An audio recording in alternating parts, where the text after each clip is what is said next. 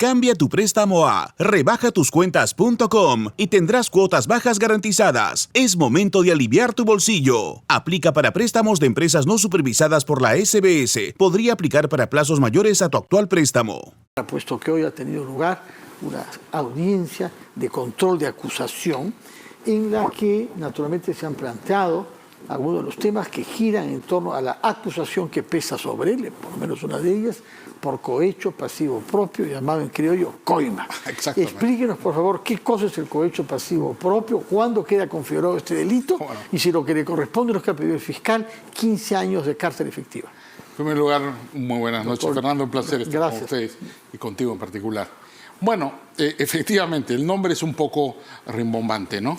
Pero el cohecho pasivo propio, criollamente, es lo que tú has dicho. Es el pago de una coima, un soborno.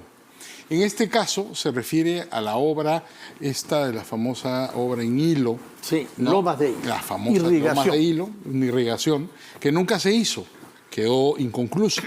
Inclusive anoche hemos visto en algunos de los programas políticos un reportaje muy largo con entrevistas a los afectados. La imputación en este caso es que él recibió un soborno y el problema es que ha sido delatado en el soborno por un exministro. Y esto debe haber tenido la confirmación, porque tú sabes que los expedientes de colaboración eficaz no los conocemos, pero Brainsa, que es la sindicada como la que habría participado en este acto ilegal, ¿no? Con toda seguridad tiene que haber confirmado, corroborado, como se dice, la versión del exministro de Vizcarra. De otra manera no habría acusación. Ahora lo conoceremos porque en el transcurso de los debates ya se hace público todo el procedimiento con relación eficaz y sabremos finalmente qué pasa. Ha habido un debate bastante intenso. El fiscal Lucía Villanueva ha tenido un debate el día de hoy en una etapa que se conoce con el nombre de control de acusación. Explico para el público porque esto puede parecer los abogados hablamos raro, mil disculpas, Fernando. Lo primero, el proceso penal en el nuevo código es así. Hay una investigación preliminar, que es el equivalente a la antigua investigación fiscal, que antes la hacía la fiscalía con la policía. Hoy día lo hace el fiscal bajo su responsabilidad. ¿Con la policía? Con la policía bajo de asistente. Sí. Así es, la autoridad es del fiscal. ¿Es correcto que sea así o usted forma parte de los que piensan que hay que modificar ese aspecto? No, yo creo que ese ha sido un avance que es un avance importante. ¿Por qué es un avance? Y no como muchos policías sostienen, que los fiscales no deben investigar y se ven obligados a hacer. Pero antes los policías no tenían ninguna forma de control jurídico. Hoy día hay un responsable. Antes tenías el famoso atestado. Yo me he graduado con un expediente penal en la época que uno se graduaba con uno penal y uno civil y no había más alternativa. Y recuerdo que en el expediente penal, ¿no es cierto?, todo era en base al atestado y al final la Corte Suprema terminaba descubriendo que todo el atestado era una fabricación de unos policías que querían acabar rápido. Hemos culminado la primera etapa. Se llama estamos la ahora en la segunda o la tercera. La segunda etapa es la preparatoria. Ya. Si un fiscal encuentra indicios, formaliza lo que se llamaba instrucción. ¿Te acuerdas antiguamente? Ahora se llama preparatoria. Cuando acaba la preparatoria y formaliza cargos, pasamos a control de acusación. La tercera etapa. Esa es la tercera. En ese estamos en la más larga, Fernando. Mucha gente... Más que la investigación. 5 años en el caso de Keiko Fujimori, yendo y viniendo el expediente. Pero eso es porque deben tener abogados que saben pero los abogados prolongar esto. Bueno, yo no, son mis colegas, sí. Yo entiendo el trabajo de los colegas de la defensa, tienen que contrarrestar las acciones de la fiscalía y los colegas de la defensa pueden presentar tanto observaciones formales a errores de procedimiento, como observaciones sustanciales. Y la etapa recién comienza. Todo depende también de quién esté en el juzgado. Hemos visto jueces más contemplativos. En el caso del doctor Zúñiga, devolvió el expediente de Keiko una cantidad de veces que no era necesario. Yo creo que se le pasó la mano, porque trató de ser, creo yo, demasiado contemplativo con la fiscalía. También el juez tiene que ponerle la mano un poco. Si la fiscalía presenta mal su expediente, no le corresponde al juez corregir. Oiga, usted Si usted se equivocó, se equivocó. Pero no sabemos cuál va a ser el planteamiento de la defensa. Tengo la impresión, por lo que he visto de la audiencia de hoy, que no la he visto completa, que va a ser una defensa muy activa. ¿Quién es el abogado de la defensa? El abogado de la defensa es un doctor Fernando Ugaz. Fernando Ugaz, que es un penalista conocido. Un penalista colega, es un hombre competente. Y me da la impresión que él va a optar no por... Hay algunos colegas que dejan pasar esta etapa para ir a juicio rápidamente. no me parece que es la estrategia. ¿Cuál es el interés? Yo creo que es dilatar el procedimiento, porque el señor Vizcarra tiene varias acciones de amparo y acciones constitucionales, habeas corpus interpuestos. Pero acá sucede que hay muchos justiciables que piensan el calendario en términos políticos, porque quieren ser candidatos. Entonces lo que a él le conviene es que acabe esto antes, si está seguro de su inocencia, naturalmente. Así debería ser lo lógico. Sí. Pero Vizcarra me da la impresión, ¿no es cierto? Además toda su campaña en TikTok y ahora anuncia que va a vender unos lagartitos por Navidad, ¿no es cierto? Él quiere convertir una crítica en un activo político, un viejo legítimo. Sí. De eso se trata la política, pero claro, él tiene el problema que tiene no una inhabilitación, tiene dos. Entonces me parece que él no tiene apuro con el juicio, porque él piensa, no sé si eso sea viable, no conozco los términos de su defensa, los iremos viendo, pero ahora los iremos viendo. Y yo creo que él piensa traer abajo las inhabilitaciones con acciones de garantía, por lo menos es su expectativa, y para eso no quiere tener encima el juicio.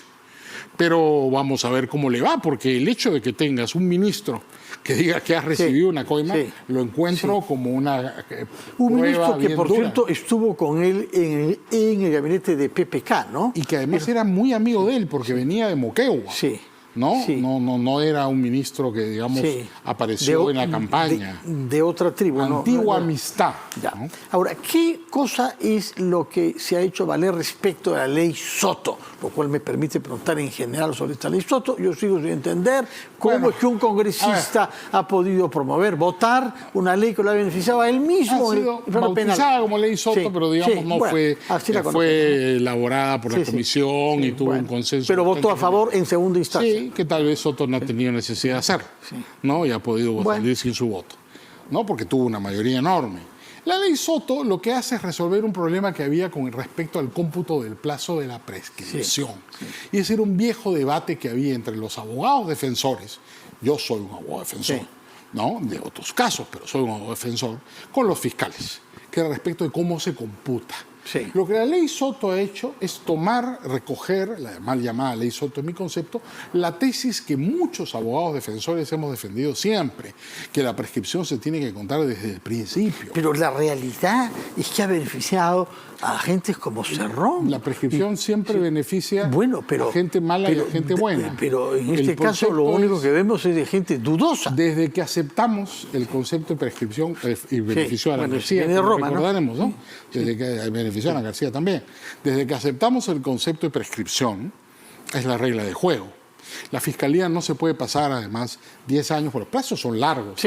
No son cortos, hay en algunos delitos insignificantes. Pero justamente usted dice que hay abogados, colegas tuyos, que saben alargar el plazo. Bueno, es que ahí es donde está la mano del juez.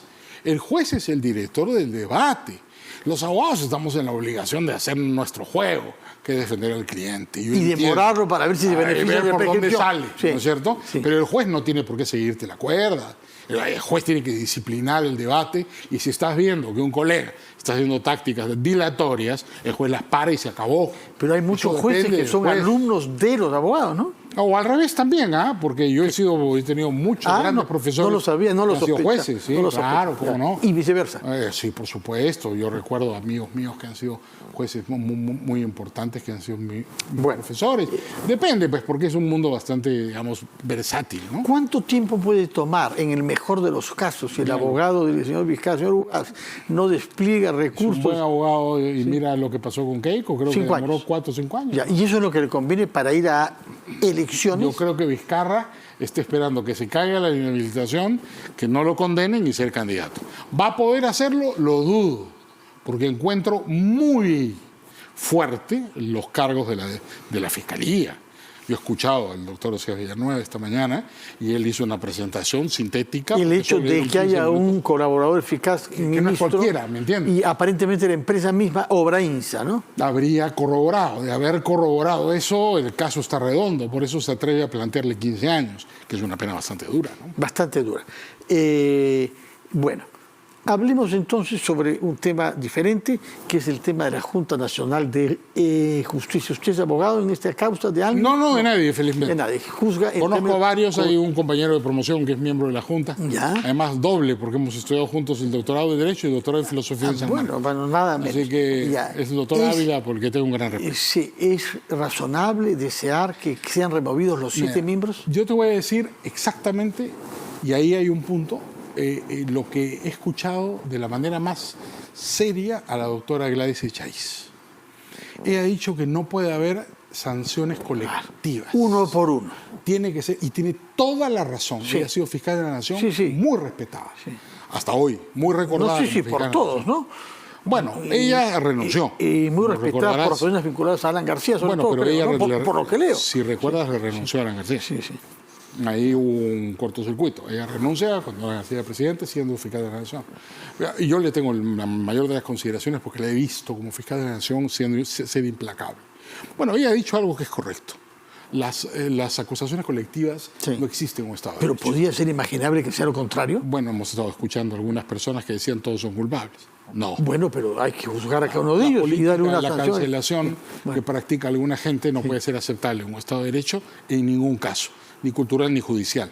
Entonces aquí yo creo que tiene razón la doctora Echaíz, ¿no? Y hay que ver si hay responsabilidad, quién tiene responsabilidad individualmente. Eso apuntaba básicamente a la doctora Tello. Me parece que en las declaraciones de la Por el doctora tema Echaíz, de la edad famosa. el tema de ¿Tiene la una edad. opinión formada sobre Sí, eso? no ¿Usted debió. piensa como Blume 1 Sí. o como Blume 2? No, yo pienso como Blume 2, que es el de ahora. Como Blume ¿no 2, que es el de ahora. Que había además olvidado, que había dicho lo contrario en su momento. Así parece, pero pienso también, como lo dijo correctamente el presidente, entonces presidente de la Corte Suprema, durante el mismo interrogatorio. Esto es ya en la Corte Suprema es conocido. A los 70 años, en la Corte Suprema no son 75, son 70, te tienes que ir. Y este año se van 3. Pero esto no es justicia ordinaria, no tiene nada que ver con los presidentes de la Corte igual, Suprema. Porque yo podría invocar lo del TC, donde no hay límite de edad. No, es que ahí lo dice expresamente. No hay límite de edad. Aquí no. Aquí la discusión es el sentido del famoso artículo, un poco equívoco. Del verbo ser. Sí, no, pues, el verbo ser, sin nada la menos. discusión del verbo ser y estar está muy claro. No, claro, tan claro no está. Yo Usted creo reconocerá que hay juristas que, la interpretación serios que piensan. es una interpretación excesiva. Pero además ella prestó juramento por puede parte ser. de Walter Gutiérrez hasta el 25. Yo creo que es decir, todos se han equivocado. Hay consenso en sostener que ella sí podía ser elegida. Pero no ella cabe en duda. su momento debió haber vacado. Y creo que ahí sí se le arreglaron una interpretación que era innecesaria. Pero es la que dijo el por entonces presidente del Tribunal Constitucional. Sepa usted que va a tener un puesto no por 8 meses, sino por 5 años. Pero usted lo asume. Pero eso no hace derecho. No es que todos piensan como usted. No. Estamos citando a un jurista en ese momento. Pero hay un montón de juristas que por eso le digo que está bien dividida la cosa. Y creo que eso fue un error de ella. ¿Por qué? Porque la doctora Tello tiene un prestigio muy bien ganado, porque fue una persona que formó parte del primer sistema de anticorrupción y era una persona absolutamente clara, inequívoca, yo diría espartana en sus hábitos y en su manera de comportarse. No sé por qué quería seguir siendo miembro de la Junta de Justicia, no tenía que hacerlo. Bueno, afectaba su habrá sentido que había una responsabilidad enorme ante el desastre que vimos con institución precedente, ¿no? De corrupción. Me parece que había un compromiso político y eso es... ¿De qué tipo de compromiso político? Alguna gente cree que la Junta de Justicia actúa como guardaespaldas de Vizcarra y eso se comenta en mi gremio muy abiertamente y eso es una cosa inequívoca, por lo menos como crítica política. ¿Hay algún solo acto, gesto? Sí, la Junta de Justicia ha ido nombrando gente que es muy afín al presidente Vizcarra. Pero la situación judicial que tiene muestra lo contrario, ¿no? Bueno, no. Ha ido avanzando. ¿Acaso está condenado? Pero caramba, se está pidiendo 15 años de... Pero no está preso. Pero los otros tampoco. Pero estuvieron, pues. PPK estuvo, yo creo, abusivamente preso. Y a Keiko ni siquiera era presidente.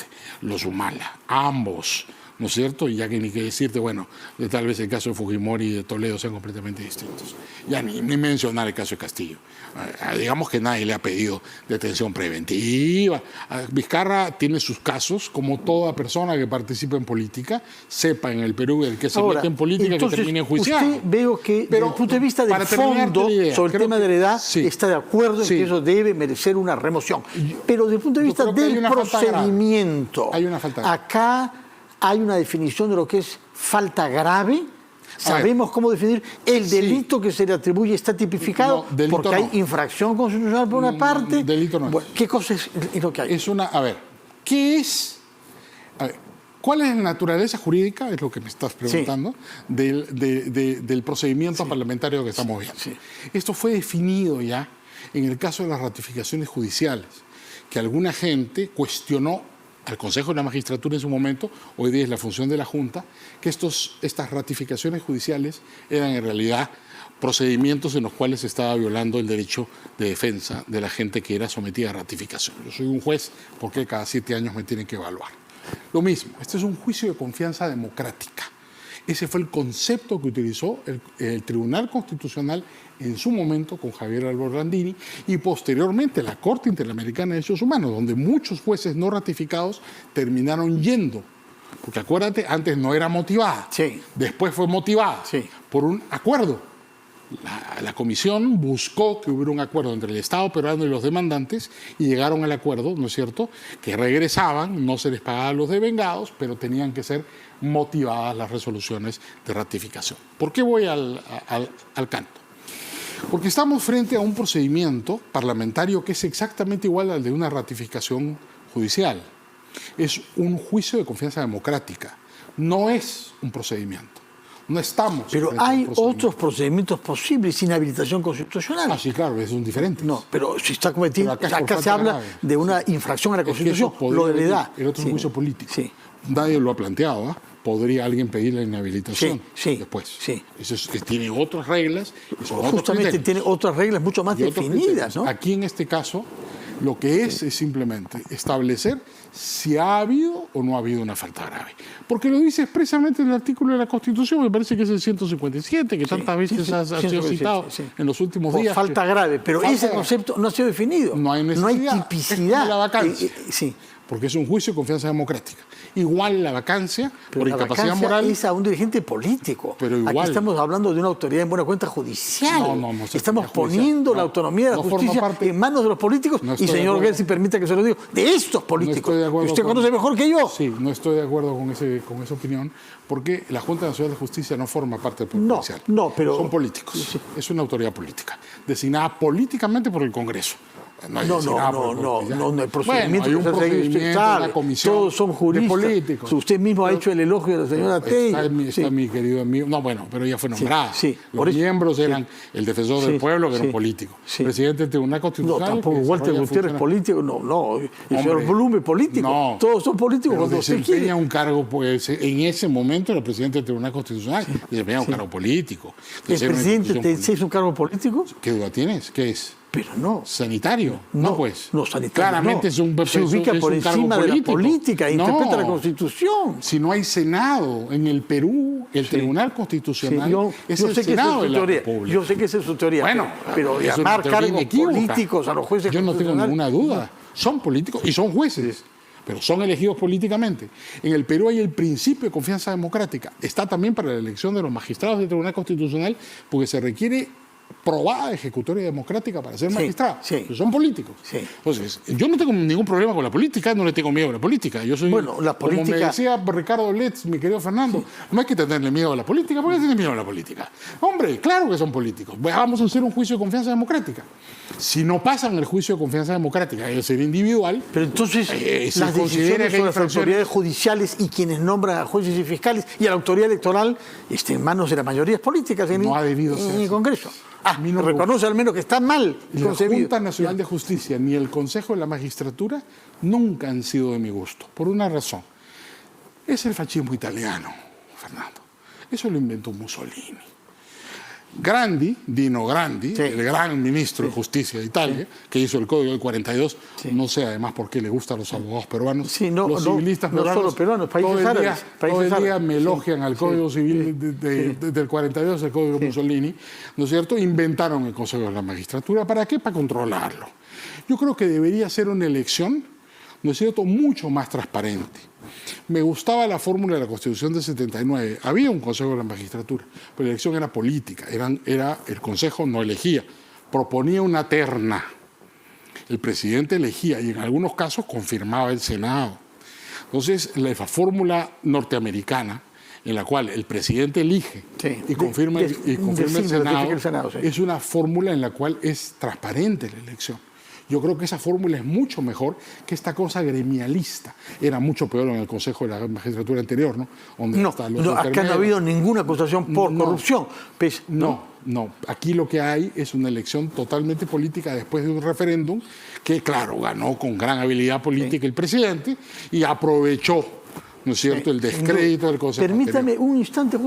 Bueno, doctor Gersi, no lo habíamos planificado, pero le ha tocado escuchar a esta señora Digna Calle, que se marchó a vivir a los Estados Unidos. Sí, muy curioso. Mira, esa autoridad del presidente, acá lo que ha faltado es el presidente. Yo estoy seguro que si Luis Alberto Sánchez hubiera sido presidente, o Bobby Ramírez del Villar, que era mi presidente en la Cámara de Diputados, eso no pasaba.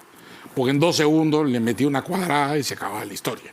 ¿No es cierto? El presidente no puede dar licencia para ese tipo de trabajo.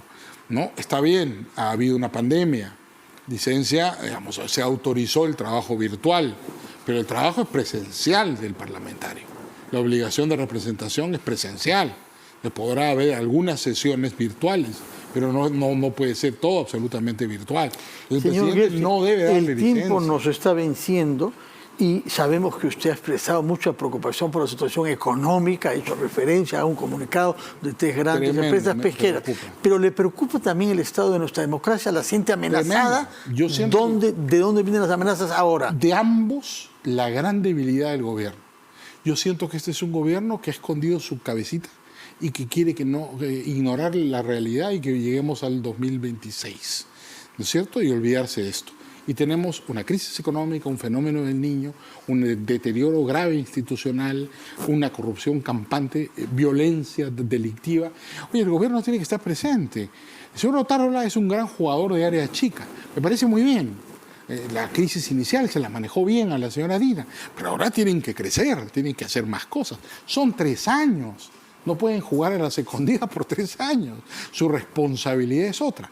En una democracia es necesario a veces renovar los gabinetes.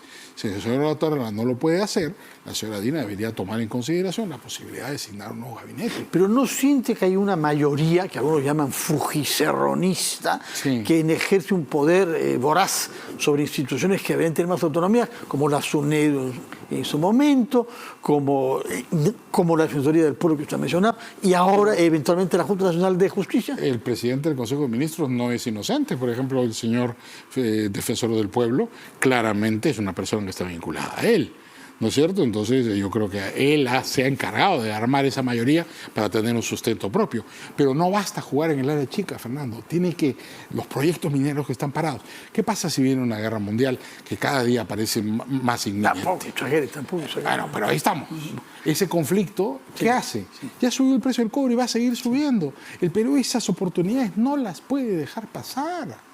Pues lo que va a ocurrir es que van a entrar en producción las minas de Mongolia y no las minas del Perú y nos vamos a perder otra oportunidad. O las del Congo. Muchísimas gracias por su presencia, señor Gersi. Siempre es un placer escucharlo, su conocimiento de la realidad de la práctica judicial en el Perú y sus opiniones políticas también. Muchas gracias por su presencia.